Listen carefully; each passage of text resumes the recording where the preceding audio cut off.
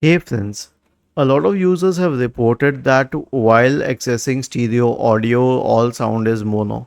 So here's the thing, right click on the start button and select settings from the menu. Go to the accessibility tab and then you can scroll down and select audio. Wait, I'll show you.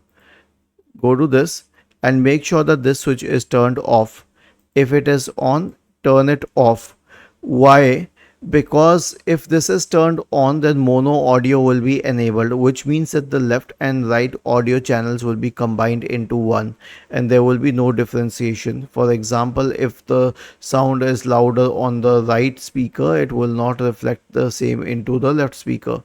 So this is how it should ideally be. That is the default setting.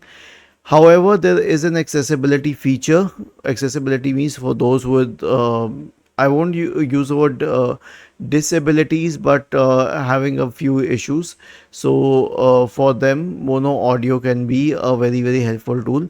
But this is not the default setting, and you can turn it off by entering the accessibility page. Was this helpful? If yes, then please subscribe to the channel.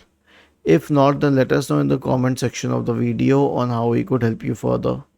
Thank you for watching this video and have a nice day.